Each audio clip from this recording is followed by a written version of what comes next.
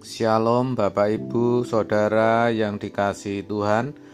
Seri pengajaran hari ini berjudul Kemuliaan bagi Allah.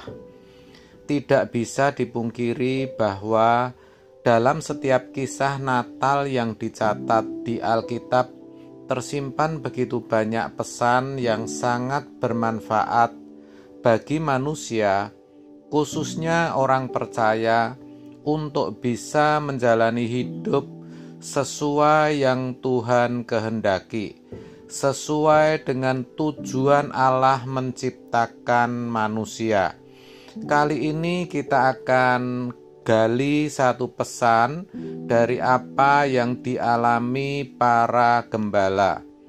Di dalam Lukas 2 ayat 11 dan 14 dikatakan, "Hari ini telah lahir bagimu juru selamat, yaitu Kristus Tuhan di kota Daud. Kemuliaan bagi Allah di tempat yang maha tinggi, dan damai sejahtera di bumi di antara manusia yang berkenan kepadanya." Dari ayat ini sangat jelas bahwa kelahiran Yesus akan mendatangkan kemuliaan Allah. Allah di tempat maha tinggi dikatakan demikian. Artinya kemuliaan bagi Allah Israel, Allah satu-satunya yang benar, Allah di atas segala Allah, Allah yang maha besar yang menciptakan langit bumi dengan segala isinya. Dialah yang akan dimuliakan oleh semua bangsa oleh kelahiran Yesus. Dialah Allah yang akan ditinggikan. Kemuliaan hanya bagi Dia. Pertanyaannya, kenapa kelahiran Yesus menjadikan Allah dimuliakan?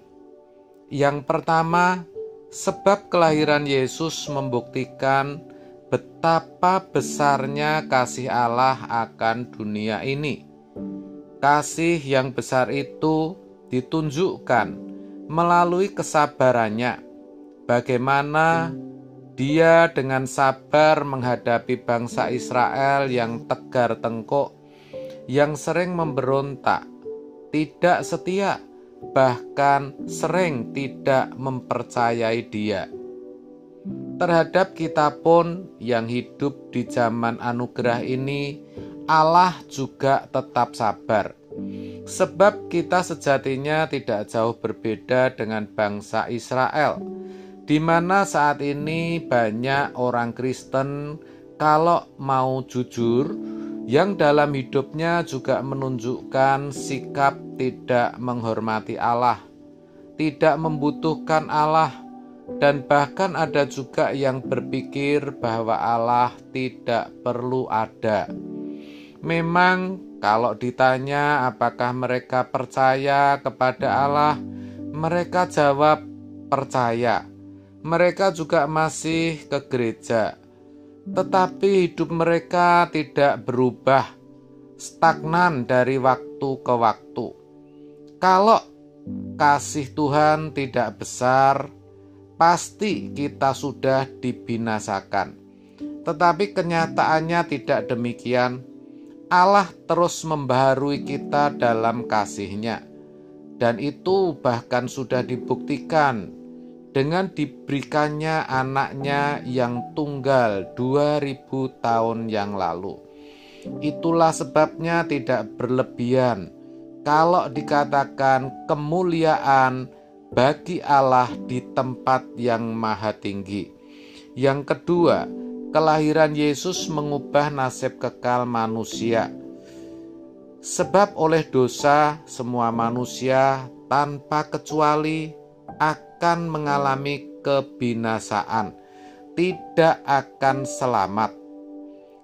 Binasa artinya terpisah dari Allah untuk selama-lamanya. Sejatinya kalau jujur, manusia sedang dalam keputusasaan menatap nasib kekalnya.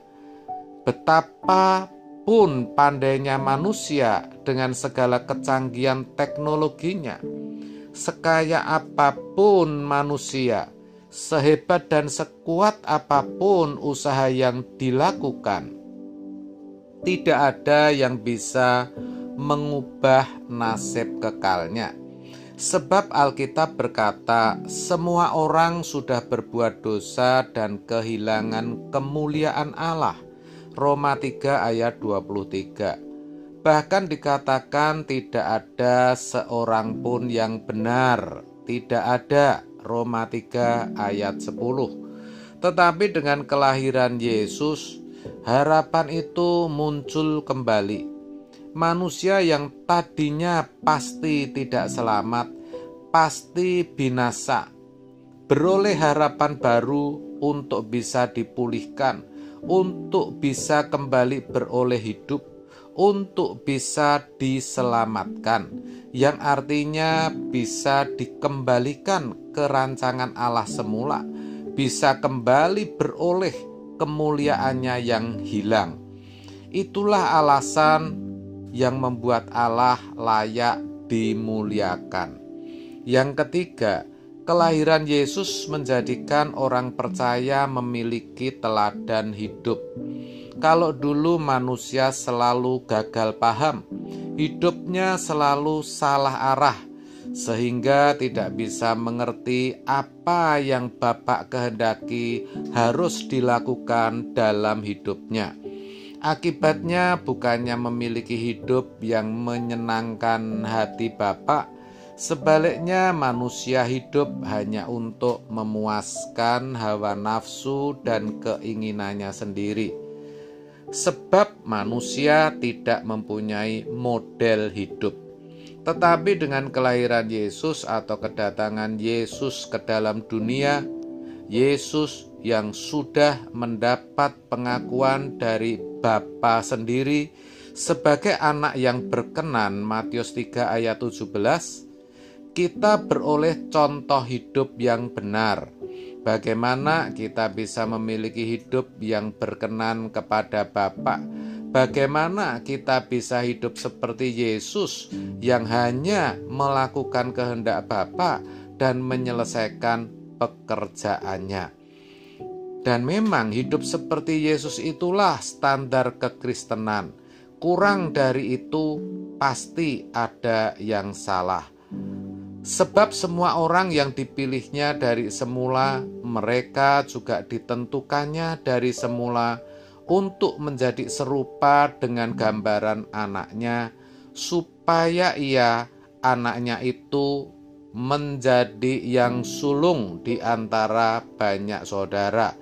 Roma 8 ayat 29. Supaya anaknya menjadi yang sulung, artinya supaya Yesus menjadi teladan hidup. Dan dikatakan semua orang yang dipilih dari semula ditentukan dari semula untuk menjadi serupa dengan gambaran anaknya. Artinya untuk hidup serupa Yesus, menjadikan hidup Yesus sebagai contoh kehidupan yang benar. Jadi betapa luar biasanya Allah kita. Dia tahu betul bagaimana memulihkan keadaan kita. Dia tahu bahwa tanpa model hidup kita tidak mungkin bisa menjadi sempurna seperti Dia. Kita tidak mungkin bisa memuliakan Dia. Maka diberikannya anaknya yang tunggal sebagai model, sehingga tidak ada lagi alasan bagi kita untuk tidak mengerti kehendaknya. Itulah sebabnya tidak ada alasan kecuali memuliakan Allah. Nama Allah dimuliakan, kemuliaan hanya bagi Dia.